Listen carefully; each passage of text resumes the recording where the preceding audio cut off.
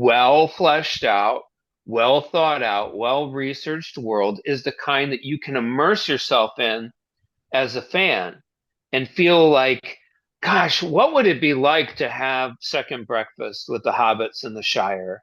I just wish I could be there. Really strong world building makes someone feel immersed in it and makes it almost as real as the real world. So in order to create something like that, you've got to do a lot of thinking. That situation, right? Okay. Well, maybe you're like, well, I don't know. I just wanted to tell a rollicking adventure or a journey that crosses many different places and they meet lots of people and there's a lot of challenges along the way. Well, there's certainly room for that. But one thing I would suggest when you're in the world, This all makes um, so much sense. I never would have thought right? of this. Yeah, Well, that's why we're having this that's conversation right. here, right? Because if you're learning things that you didn't know before, it's going to inspire new creative choices in your storytelling. You'll be like, well, I never knew that it was this way. I can use that. This is a really cool thing that I can put in my story now. And um, that's the only way you have these sort of epiphanies is when you encounter new information. Do you dream of adding your very own book to the collection of books that have already been written? Do you wonder where to start or how to finish? Does the idea of writing a book seem too overwhelming? Do you just want to polish up those writing skills or stay motivated? Do you wonder what to write about? Everything you need to help you write, stay motivated, and self-publish your own book is right here on one channel. And why? Well, because it's time to get over the writer's hump and just do it. You can write anything. Yep, you can write a book. And welcome again to a book. What a delight that you are here today. I have a huge surprise for you.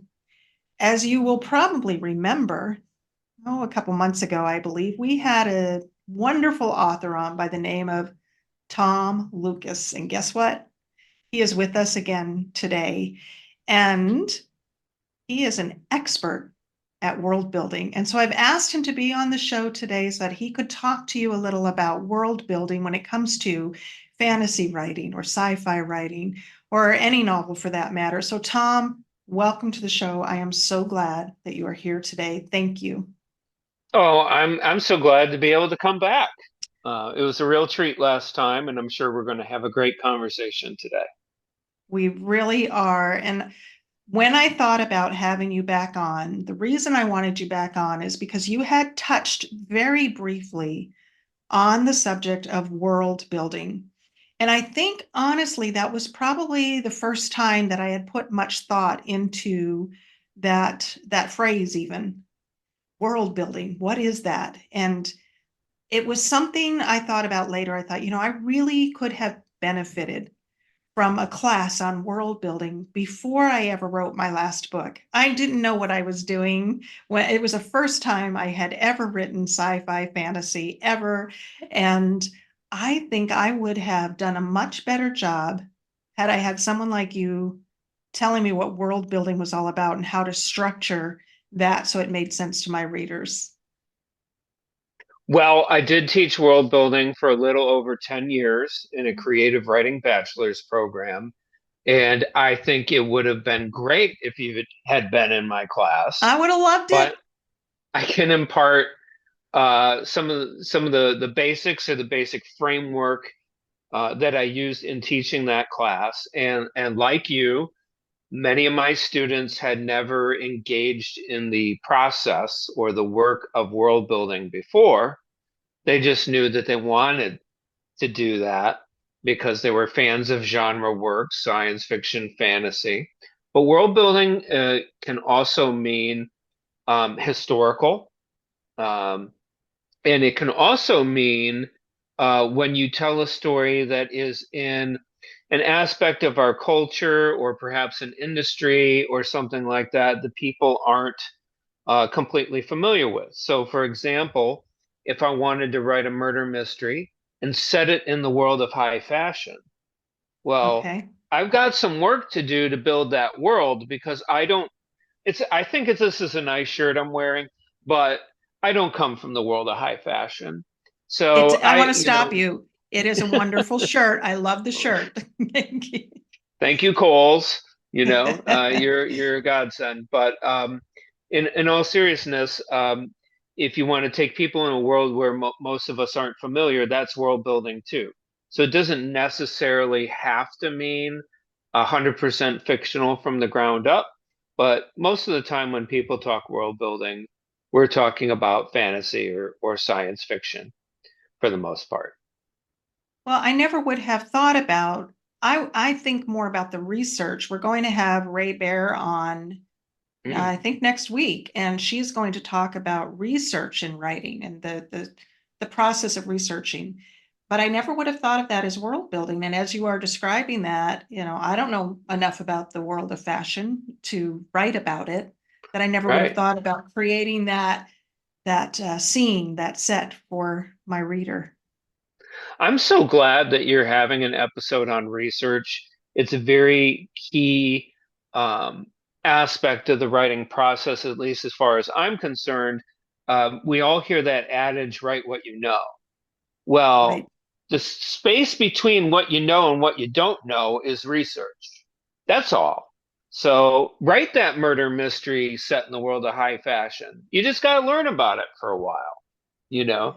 And research for creative writing is a lot more fun because most writers I know are very curious people. They like to learn, they like to absorb, and it gives you an excuse to get obsessed about something for a while. So Yeah. I bet your next show is going to be great. Research is a big part of what I think is the writing process, and especially when we're talking about world building. Yeah, and I would imagine that there would have to be a lot of research that goes into any type of world building. Am I right? I think so. I think if you want to do it well, I think most people come to wanting to write genre, wanting to create these fantasy worlds or science fiction worlds because they themselves are fans of these things. And a Hmm. very well fleshed out, well thought out, well researched world is the kind that you can immerse yourself in as a fan and feel like, gosh, what would it be like to have second breakfast with the hobbits in the Shire? I just wish I could be there. Really strong world building makes someone feel immersed in it and makes it almost as real as the real world. So in order to create something like that, you've got to do a lot of thinking, unless you're kind of one of those rare natural talents where it just kind of comes out. Most of us have to work for it, including myself. So what is that process then? You said you have to work at it. What do you Right. have steps that you take? Do you have a particular format that you use? What do you do? Well, for our conversation today, I've boiled it down to 5 stages, Okay. which is basically my process. And it's also very close to what I would teach my students in my world building class, right? Because they were new to the process. For those of you out there listening who are seasoned world builders, well, maybe there'll be something that'll come out of this conversation that'll be a little extra nugget that you weren't expecting. But I'm going to speak to those that are aspiring to write, are really starting out for the first time, want to do world building right with their initial effort. So the first phase is what I call conceptualization, Okay. and this is kind of an internal journey, which is um, why this world? What is it about this world that's necessary in order to tell the story that I want to tell, right? Why do I want to use this? Is it just because I'm a fan of the genre and I want to create something of my own within it? Or do I have a very specific story I want to tell? And in order to do that, I have to create a world to serve that.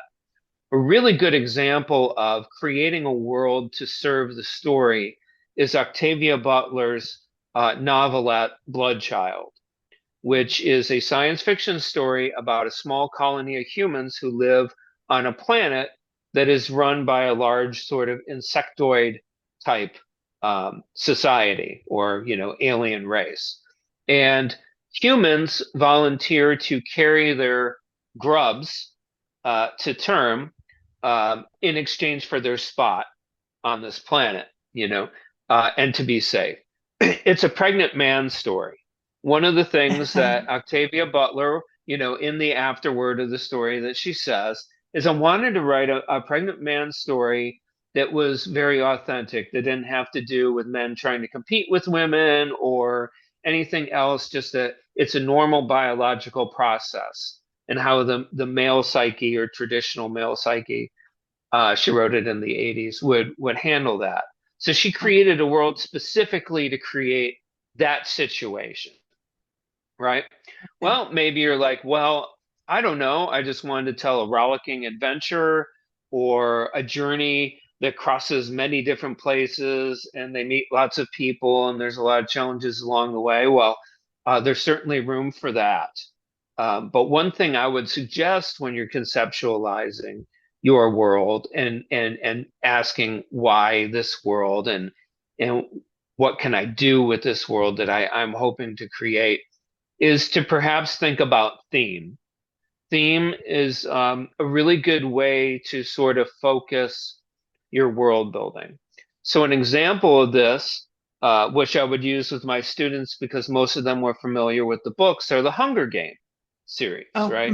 The Hunger Games, we have this dystopic, quasi-post-apocalyptic version of the United States with the 1213, the secret 13 districts, and they have these games where children are basically forced into an arena to fight each other.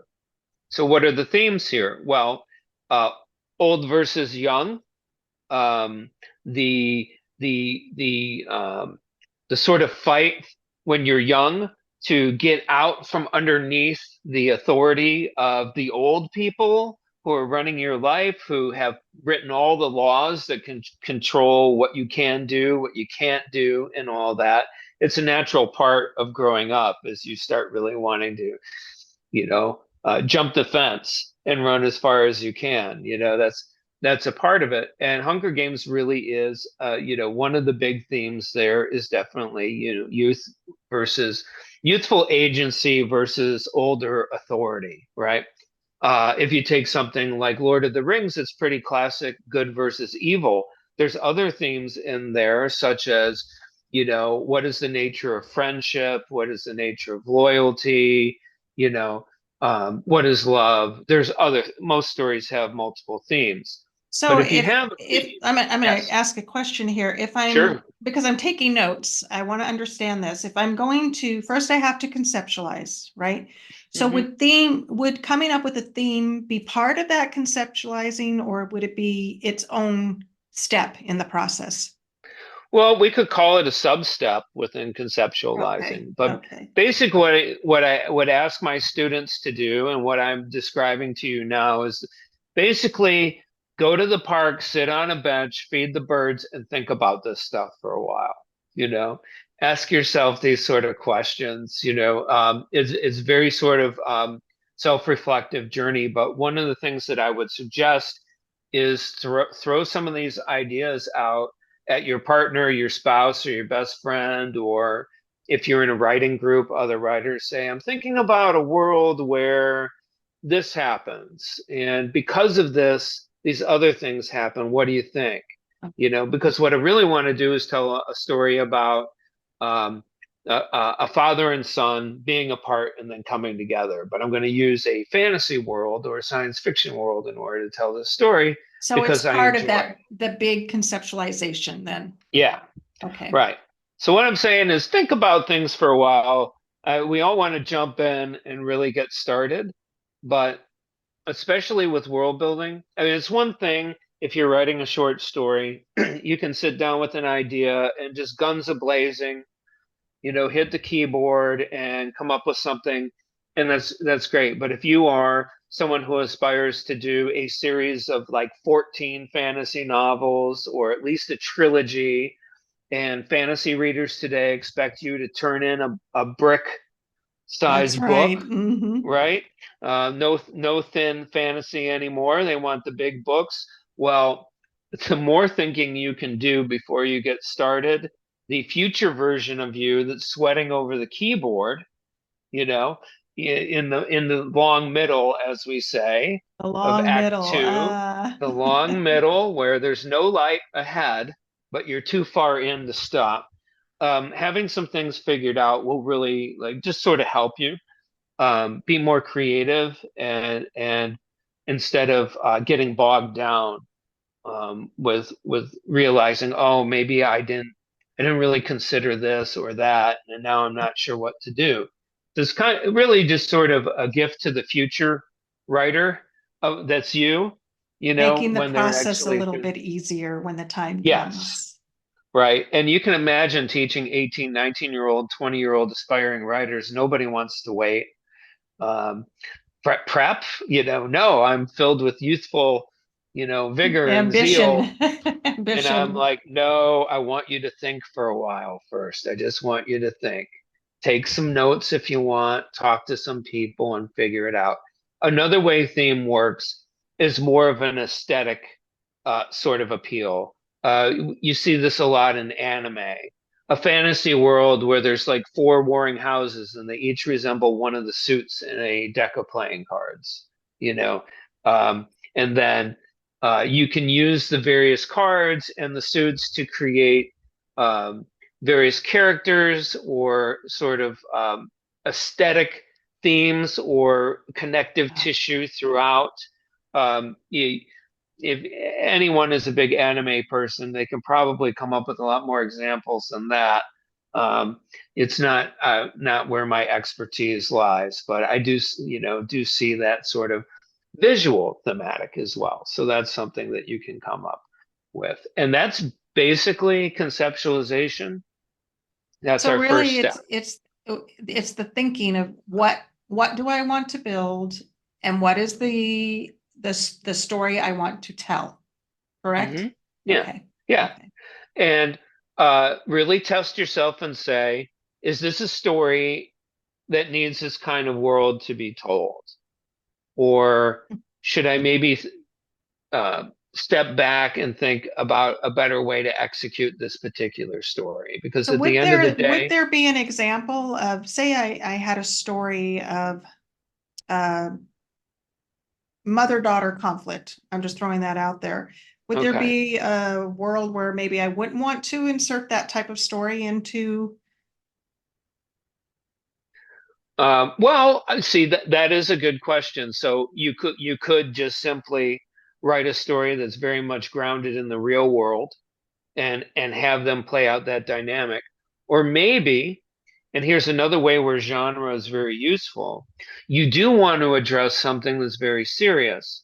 But if we put genre between us directly and the issue, then people can think about it more without feeling emotionally, I don't want to say attacked, but They can it's not escape. a direct So line. Yeah, it's escape. more of an escape than an emotional response. Right. And as a storyteller, you can put in the kind of message or theme that you want people to walk away from the story with. So, a science fiction example of this is the film District 9.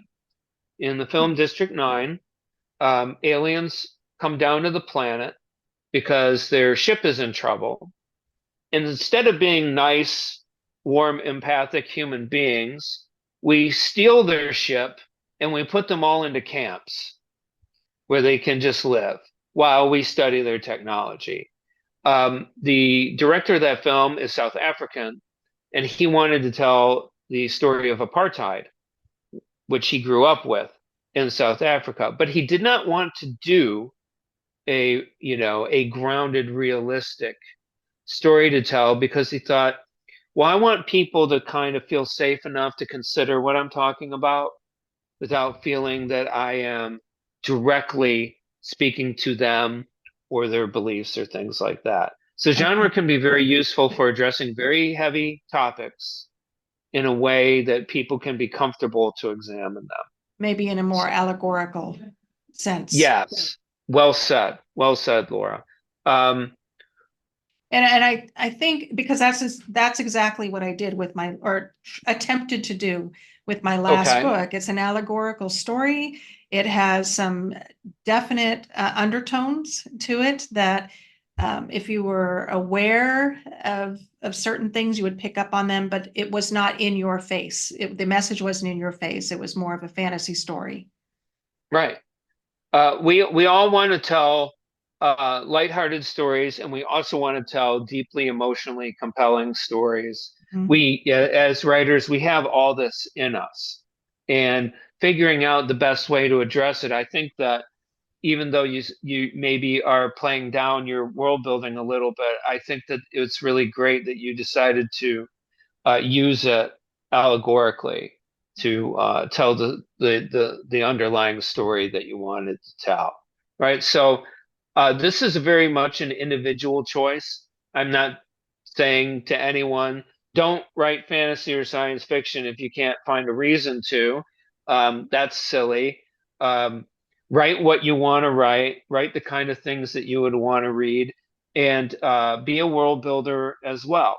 Um, just really sort of think about, well, what am I going to do with this? So maybe this mother-daughter dynamic, if it's a world where magic exists and people have to study magic, maybe the mother, having had some bad experiences in the world of magic and practicing magic, is trying to shelter her daughter from some of these things. But the daughter keeps pushing, like we were talking earlier about youthful rebellion, keeps pushing at the seams, trying to figure out where she can get out. Because the more forbidden we make something, the more enticing it is, especially when you're young. So then we could write that fantasy story, but also tell, a story about the mother-daughter dynamic, and as girls grow into women, the kind of things that happen in their relationships with their mother or their parents or things like that, and use fantasy as a way to have some fun with it as Okay. well. So the So fantasy that's conceptualization. would be the vehicle in which they are transporting the message. Absolutely. Okay. Again, you really nailed it very succinctly. If I did that, our show would be over in 10 minutes. So Well, don't do I'm going to be more that. rambling, but I think that's probably enough for conceptualization. So now we Okay. get to the second phase, which is what I call planning and preparation, right? So um, we have to sort of commit to one of two styles of world building before we really get into the planning and preparation phase. Is, are you the kind of person who wants to, maybe, a lot of world builders, when you look at their backgrounds, played role-playing games like Dungeons and Dragons, for example, right? That are there's just books and books and books of world attached to this game. Isn't Basically, that all just, it is just world building? it is, and then you play within that world, right? So some folks, they want to do that as world builders. They want to paint every corner of their world. They want to thoroughly detail it. It's an enjoyable process for them. And so maybe they take more time in the planning and preparation phase because they have big plans and they know it's going to take a while. So there's that. The other camp are the ones that, I want to tell a story. We don't need to know what's happening every day, everywhere in my world. Um, and then in that case, you would just really build the world along the plot line. So if we Okay, imagine the I plot see. as a train, we're going to build all the train stations on the track, and we're really not concern ourselves with what's beyond that because the story's never going to take us there. So we Okay. can leave it up to the reader to wonder. We can leave it up to the reader to try to piece together parts of that world, and we can also create opportunities for sequels, or if you are wanting to write that 14, 18, 20 book fantasy series, which, by the way, um, that's your life for a while. And So you live there. you better Yep. really love it, you know. So not for me. I tend to write one and dones, but you know, some people really do enjoy that. So we either really build out every aspect of the world because we enjoy it, or we build the world along the plot because we do want to do some world building, but we don't necessarily need to be able to name every river that exists in our planet or our So world.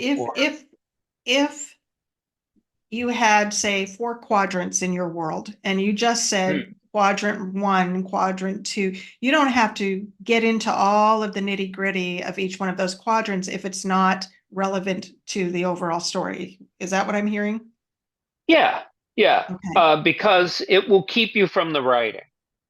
Um, Mm. you want to think all this stuff out, and you want to plan, and then you want to execute it. Um, you don't want to get too in the weeds with things unless Okay. that's a part of your process. Well, and Most unless, like you said, you're planning to do 6 books in a series or something along those natures, where that's going to come up later, and the reader would need to know. Right. Okay. You maybe want to put some breadcrumbs there that you can explore Okay. later, right? But this is a little bit ahead of myself, but prioritizing what you need to do in this phase is very important, which is what do I need to know? What would be nice to know? And what can I save for later? So Okay. what planning and preparation really is about writing down all the questions that you have about this world in terms of how it works, right? So I'm looking off screen because I have one of my planning sheets from my class, but the kinds of things that I would ask my students to consider. And bear in mind that if it doesn't apply, let it fly. I'm going to talk about all kinds of minutia for just a minute or two here, right? If it doesn't apply to your story, well, then you don't have to think Don't about have to use it. Okay. it. You don't have to use it at all. But I would ask my students, of course, first of all, what is the geography of their world and how important is geography to their world? If I'm telling a story where they're crossing a continent to drop a ring in a volcano, well, I need to understand what the geography of that journey is going to look like. If I'm just telling a story that takes place in some mystical village up in the mountains, you know, maybe I don't need to learn nearly as much or try to like draw a map or any of those things. Um, Okay. but, you know, a map can be helpful to the writer themselves in terms of visualizing distance and where things are to one another. There's a reason why so many fantasy books have maps in the front, um, so that you, the reader, can sort of visualize distance and context. That If makes I have a sense. story, yeah, if I have a story where someone gets on a plane in New York and flies to Miami, do you have to think that through? You Not know, here on this continent, no. okay. But if I say a character gets on a griffin and flew from the Quartz Mountains to the, you know, the Blue Lake, I might need a little I bit don't. more description.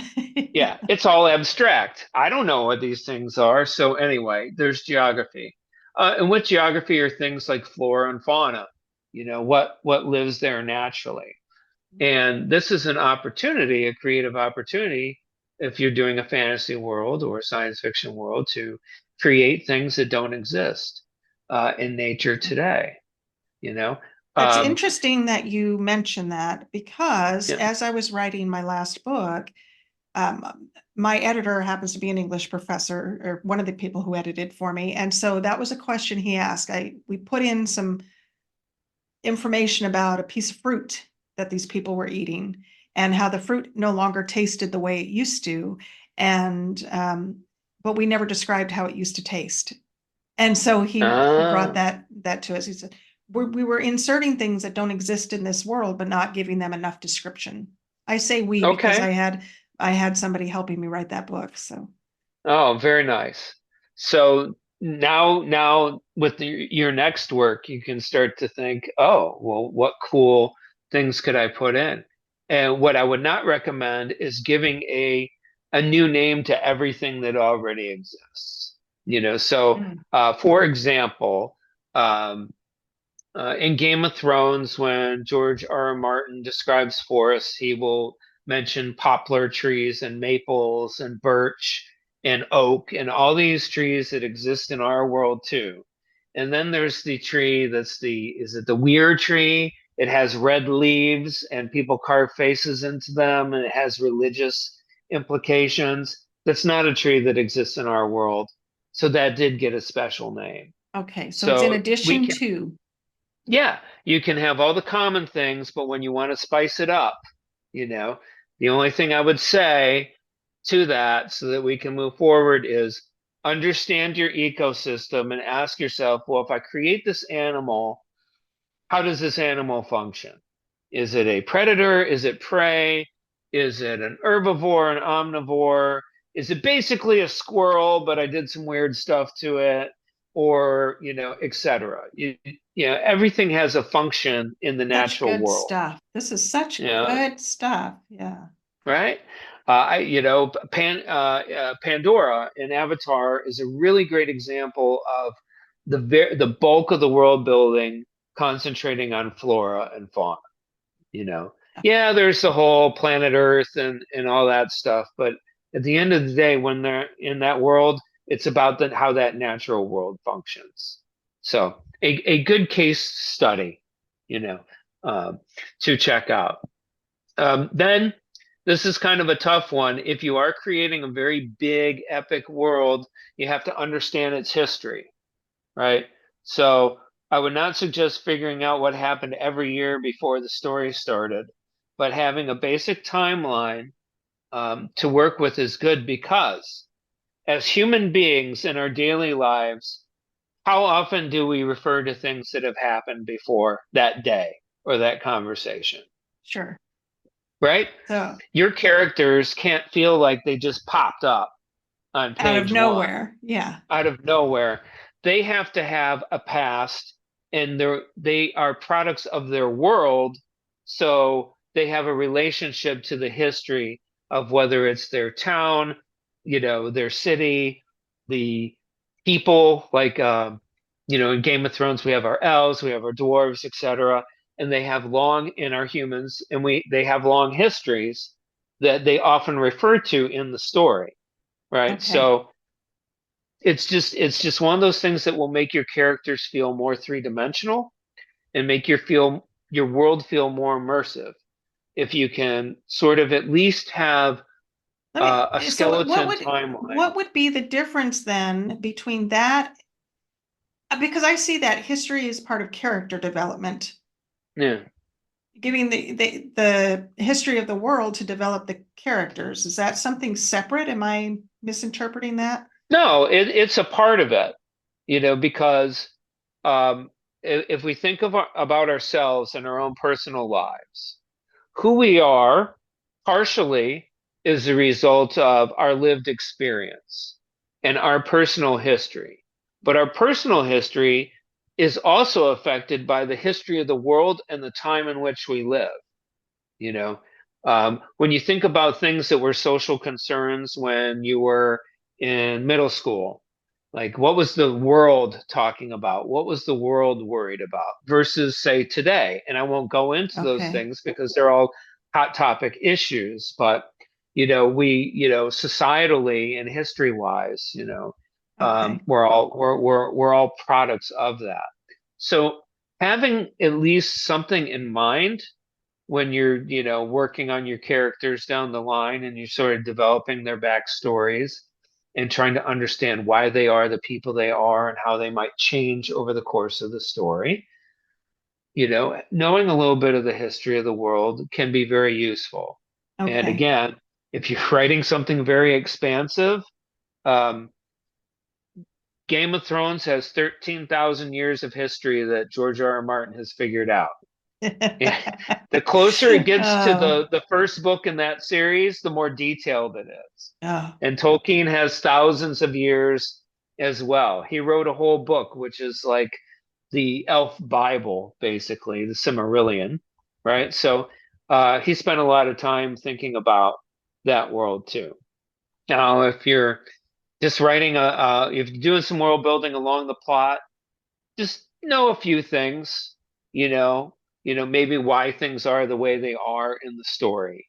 You So don't the necessarily have to plan out 13,000 years just so of that the history reader or has anything. some context. Yes, Okay. yes. Again, it'll feel lived in, it'll feel more immersive, and it'll be the kind of thing that people really become fans of, right? Okay. Because I remember years ago as a high school teacher, I had a student going on and on about the history that lives within the world of the game World of Warcraft. And he Mm. went on and on about the history of this world and all the major players and all that. And I said, John, I think you know more fake history than real history. And he, and he says, this game Ah. just has so much of it. I just love this game so much. I said, that's cool. Learn, but pay attention in history class too, because that's the world you're actually living in, and it'll help you out in the long term. So, That's but this great. is the kind of things that builds a fan base, are having these sorts of nuggets. And then, of course, with this, when we're talking about fantasy worlds or science fiction worlds where we have humans and non-humans, right? People and races. So when I'm talking about race, I'm really talking about, well, some people would say species, right? Mm. So Okay. humans, dwarves, orcs, elves are very classic fantasy trappings, or in the case of science fiction, we have aliens, right? So Aliens, robots. aliens, robots, and so forth. So this is where you can get anthropological with these things, right? So you're creating a fictional world. Why should these people act just like people from Earth or from our history, right? If magic always existed, how might people be different? How might their culture be different? How would, what would its effect be on history, so on and so forth? These are sort of these deep thinking moments as world builders that when we're starting to figure out what questions we need to answer, right? We can think about these things. Lots of world builders, for right or for wrong, will borrow from our own historical timeline to create cultures and peoples or things like that. I mean, how many fantasy works have something that kind of looks like ancient Egypt or ancient Greece? Or, of course, in the West, how much we borrow on medieval Europe, or medieval Japan or things like that. And then we build slightly fictional worlds around that. That's okay as long as you don't lean into stereotypes and you treat it with respect. Um, but usually there's something in our history that you can pull from even when you want to create um, very non-human races. I think of China Mayville, um, who is a fantasy author, and he's known for writing. He falls under a subgenre called New Weird. New Um, weird. New Weird, and what New Weird really means is that fantasy that doesn't fall into the classic tropes that Okay. we see in a lot of fantasy works. Um, that Tolkien Dungeons and Dragons kind of archetypical world. For example, he has a race of intelligent insects that are living in the city along with humans and other non-human races who only communicate through pheromones, like real insects. So when an ant finds a sugar source, and then it goes back to the hill and Ah. tells everyone, right, it's communicating with its pheromones. So he really went sort of pushed beyond the typical, and therefore it becomes more memorable. So Hmm. that would be sort of my Yeah. recommendations is when you're building up the peoples of your world, what are some of the things, what is an original twist that you can put on it that people will remember forever? And Interesting. it's, Very interesting. hey, it's not massive world building, but when we look at the Twilight Saga books and you hear some people gripe about these sparkling vampires, right? Well, I give all my props to her because she broke the traditional vampire expectations, created something that was completely different. And for the rest of time, people will always remember the sparkling vampires in the daylight, right? Yeah. That's good stuff. That's good stuff. So there's a way to be creative. And then if you have people, then you have social structures like law, religion, currency and Mm. economics, education systems, how people name or refer to each other, what kind of food they eat and how. Um, and one of the things I have on my worksheet here is postal system. Oh, So that's an odd who would thing have to thought have about to think that? about, right? But when we look at fantasy worlds, do we have um, magic users looking in pools of water so they can see what's happening on the other side of the continent? Do we have carrier pigeons or the ravens of Game of Thrones? How do people communicate over distance? Okay, so Because yeah, what the is their modern communication reader, system? yeah, the modern reader wants a faster plot. You know, there was a time where I know we're talking Lord of the Rings a lot, but someone is willing to read 10 pages of Tolkien describing a river. You know, readers don't really go for that anymore. Um, Tolkien had a purpose because it was a less visual world.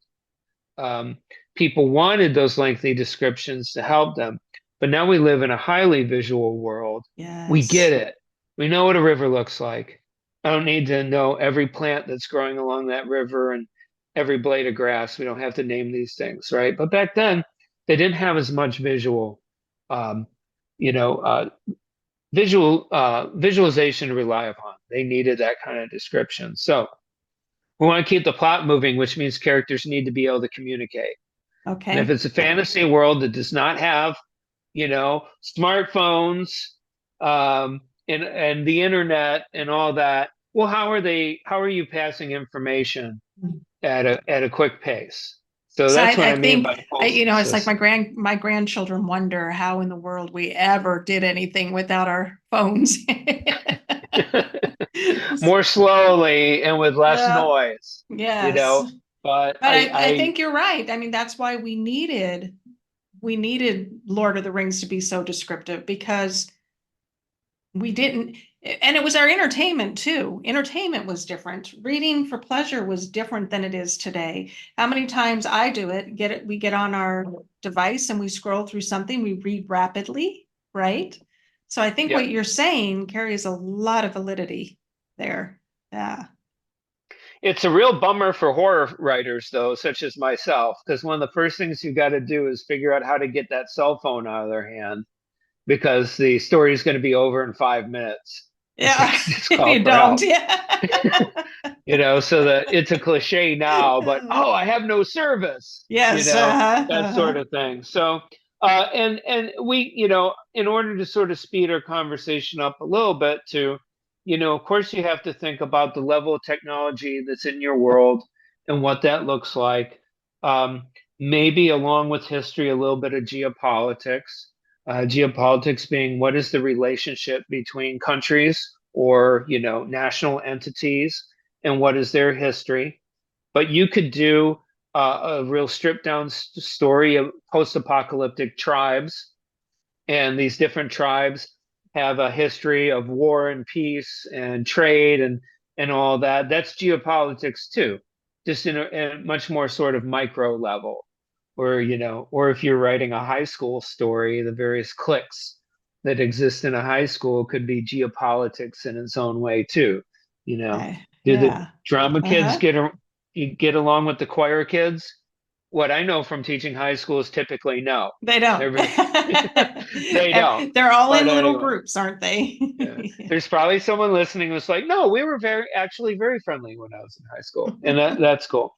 The last thing I'll leave this planning and preparation and question generating stage is time. How is time measured in your world? Are you going to need to know how time is measured in your world as a part of the storytelling, I right? see. So you can't use our calendar in a fantasy world. There cannot be a July. in your world of elves and dwarves because July is named for Julius Caesar, and it makes no sense. No sense. And most of the days of the week are now derivatives of Norse gods. So we've got the Romans all over the calendar. We've got Norse gods. We have other belief systems that are imprinted on our calendar. The year that it's in, that's a Christian thing. The calendar that the world follows, well, why is it 2024? The Hebrew calendar would tell you that it's like 5,000 5,600. something. Yeah. Yeah, right. So, knowing how time is marked in your world, whether it's a big detail or little, can be useful and also can make the world feel a little bit more rich. And you can have some fun with it too. Star Trek has star dates because if you're in another part of the galaxy, a year doesn't make a whole lot of sense, does it? Or a No, that's 24-hour interesting. day or Yeah. things like that. So it's something that sometimes people sort of forget about. And then, but again, you can have great creative fun with it. In Game of Thrones, for example, people have a name day, not a birthday. So the day you get your name is the day that you celebrate you as a human being, not the day that your mother saw you for the first time, right? So, Name day. yeah, your name day. So there's little things like that. I do want to move us on to be sensitive to your time and our viewers or listeners. So now we can kind of sum it up with now it's time to do the research. So now you have all these questions that you need to answer, right? And now it's time to do the research. Um, it's a lot. It's not always fun, but you will be very happy later on down the line because you will have answers to these questions, which will allow you to stick with the writing. It's so important to have momentum when you're writing, right? Oh, yes, yes. And it's so easy to break that chain. It's so easy to lose momentum. And if you suddenly get bogged down into you painted yourself into a corner in terms of the world building, and you realize, oh, what I thought worked doesn't work, you will then have to go back to the research. So the more time you spend up front will help you really just stick to the writing schedule and live in the story. So let And me also, just, I'm yeah, sorry, in a yeah. nutshell, what are you researching? What are you, I mean, we know what the planning and the preparation is. What are we researching now? Okay. Well, let's say that geography. We started with geography. My characters are going to go on a fantastical adventure, but there's also going to be very tough terrain for them to cross. Okay. Okay. Do you really know, like, and I don't mean you, I mean, this is sort of a rhetorical question that people can ask themselves. Do you really know how a forest functions? Do you really know how a desert functions? Do you Oh, know how okay. mountains work? Do you know what it takes to exist in these situations or what you might encounter? Because Okay. there's not just one forest that just is you find in every part of the world. Forests can be very different. And people who are really interested in the details want to know that you did your research and that you've created a physical environment that has a logic to it. And so that's a big part of the research is getting that internal logic of your world figured out. So if you have an alternate economic system, well, how did you come up with that idea? There's lots of different economic systems throughout human history, Okay. things like that. So having the research allows you to write intelligently, and fans appreciate that. Fans appreciate when your world really seems to function as logically and as realistically as a fictional world can. Okay. There's not just one desert. There's lots of different deserts in the world. This all makes Um, so much sense. I never would have thought right? of this. Yeah, Well, that's why we're having this that's conversation right. here, right?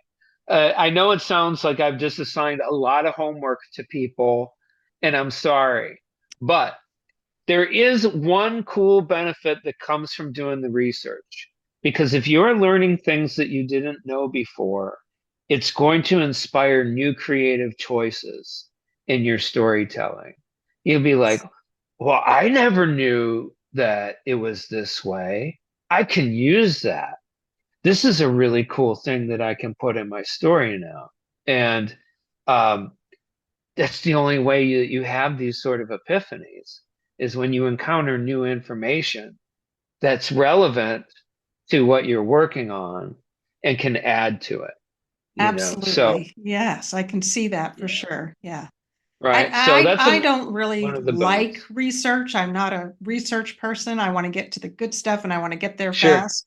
But I will say this, every time that I've researched something and I've learned something new, I have found value in it. And I have been excited to put it into my writings because I want to share what I've learned with my reader. Yes, yes, absolutely. And it can, and then once you can kind of become a mini expert for a while on things. Um, it's useful for storytelling and will also give you the confidence, especially if you're starting out as a writer, to tell stories that are beyond your personal experience. I have a short story that hasn't found a home yet, but it will, which is basically I took the classic plot line of a dance movie, but it's with robots. Oh, Okay. It's a planet where old robots are sent. It's supposed to basically be a garbage heap, but the robots that sounds uh, fun. the robots have decided that the only thing that gives their lives purpose anymore, since their original function, their design function is gone, is to dance. So I How wrote a fun. story about a ballet dancing robot and a street Oh, dancing robot because that's like the plot of, I don't know how many classical versus modern sort of thing. So I had to learn a lot about ballet for a couple weeks. So this ballet interesting. robot would be authentic, so that as someone who knew ballet would read the story, they would think, oh, this is a ballet robot, not this person has no idea what ballet is or how it works. So, Yeah. there are things that research can really serve well. But again, maybe you're the build the world around the plot person for now, as opposed to I need to know what every square inch of this planet is, who lives there, what lives there, and what its history is. Maybe we don't need to do that. And in fact, Okay. if you're just starting out, I wouldn't even recommend that you just, you know, um, people will procrastinate by just continuing to research and not sitting down Not and doing actually it. writing the story. Yeah, Yeah. Uh-huh. right. Yeah, it's like, well, I'm still working on it, but Yeah. we have to be hashtag am writing, you know, to really be getting our stories, out there. So research is the big part. Now, um, synthesis is step four. And what synthesis is so you've spent a lot of time thinking about your world, thinking about how it works, coming up with a lot of questions. And if you're like me, questions can splinter off into more questions. And, I have a couple of writing projects I would love to start, but I feel like I'm going to need like 2 years just to do the research. Oh And I don't boy. know if I want to devote that time to that. So, I'm Well, reevaluating I was some going of to the say, is there a way that you can skip some of those steps? I Reduce them. might, Maybe or just reduce them. I might have to just admit that it's a little bit beyond my scope and pull something smaller out of it. But Rein it in. that's Yeah. synthesis is, of course, the taking many parts and making a whole.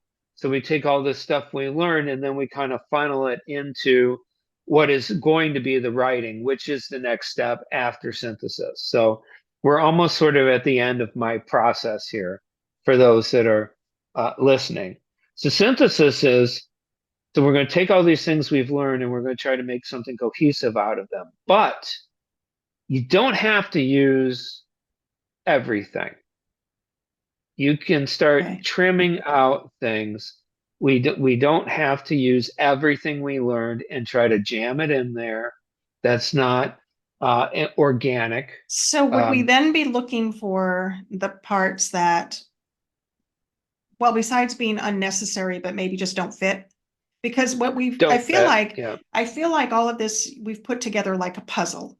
We have all these different pieces, we're putting them together, but maybe we have some pieces that just don't fit and we don't have to use them. You don't. Because I Just think set them one of the aside. traps for writers is that they've written something, they have, maybe it's part of their outline, if they're an outliner, I'm not, or they've written a whole chapter and it really doesn't work, but they think they have to use it because they've committed to it. Yeah. Yeah, no, I know a writer who spent 10 hours trying to research what the very first metal lunchbox was sold to children that had a character on Oh, it. And it turned out to be some TV Western or whatever. And at the end of the day, you ask her, well, was that worth 10 hours just so that you could mention the one lunchbox? She's like, no, not really. I could have okay. just said a lunchbox, you Okay. know. So we have to the phrase "kill your darlings" is true for when you're trimming up your writing and you're tightening up your writing, but it's also editing also means editing your ideas. So Okay. we need to edit down our ideas a little bit so that we have something we can work with. It's to use an analogy. I don't know how good it is, but if I said go to your refrigerator and what you make for dinner, you have to use everything in your refrigerator as an ingredient.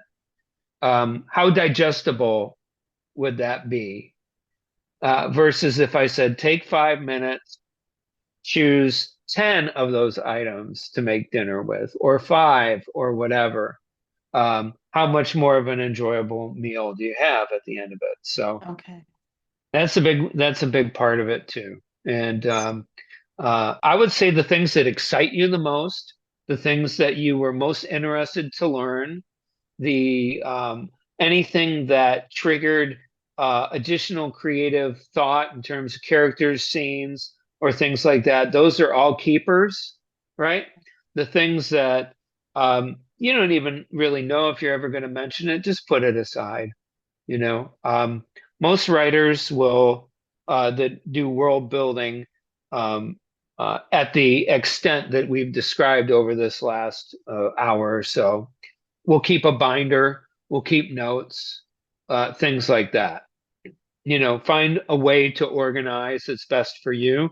In my class, I would have my students create a story Bible, which was basically an encyclopedia of all the elements that they had constructed for their world. So they'd have a few pages on the history, a few pages on the characters, a few pages on geography, and so on. So that when they sat down to write, It they was weren't all going right through there. all their Yes. notebooks trying to find Yes. it. It's consolidated. And if you use programs like Scrivener, there's free Story Bible templates out there you can download, also for Word. I'm sure many people are already familiar with what I'm speaking about, but any way to sort of keep your notes together. Um, I'm working on a horror novel, which is it's basically train spotting in a haunted house, and it's set in St. Augustine. So I I did love a St. lot. Augustine. That's one of my I favorite places on the planet. I love St. Augustine. And it's supposedly one of the most haunted too. And I don't there's a know. lot of stories there. And I wanted Uh, to incorporate some of the local ghost stories within sort of the is that right? history in this book. So I have a huge binder on St. Augustine and all the ghost stories there, as well as the history of the French who first settled there, then the Spanish, and then the English, and then the Americans. It's got a long history as a European settlement. Um, uh, I love having it handy because if I have a question while I'm writing, I can go to my notes And very just refer quickly. to it. Yeah, That just makes refer to it. sense. And nothing's worse than having to research something twice. especially if you don't like No researching kidding. the first time. I don't like it the first So time. to stay organized in whatever way makes the most sense to you. And then stage 5 is the writing. And, Okay. whether you're a pantser, an outliner, a scene card person like me, or whether you just simply channel whatever the universe is telling you to put on the keyboard, having learned all that you've learned and planned and done all this will hopefully allow you to create a world that feels lived in, that feels three-dimensional, that feels like the kind of place that people would want to visit. When we look at the established universes out there, whether it's Star Wars or Star Trek or Lord of the Rings, Game of Thrones, or Wheel of Time, or any of these big series or whatever, people really get into the lore. They really get into it.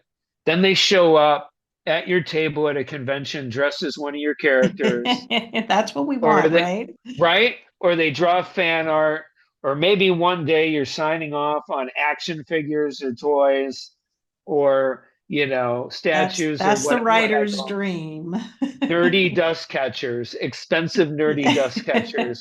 I have lots of them, Everybody does. We all because do. Yeah. when you look at them, they take you right into that story. They take you right into that world.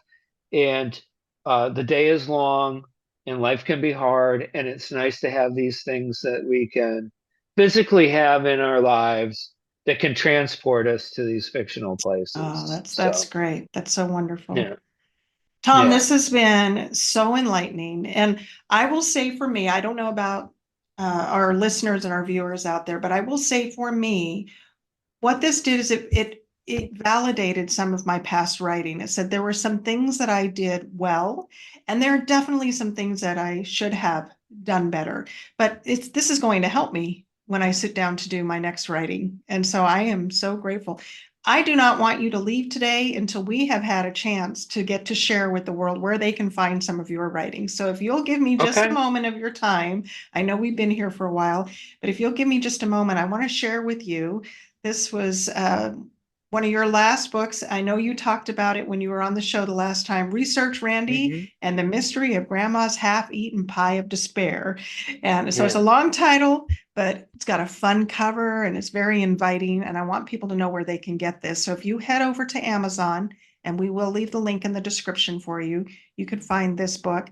And also, Tom, I want to take people over to your blog site. This is your blog site. Am I right about that? Yeah. Yeah, this Hmm. is your blog I'm site. not a heavy blogger.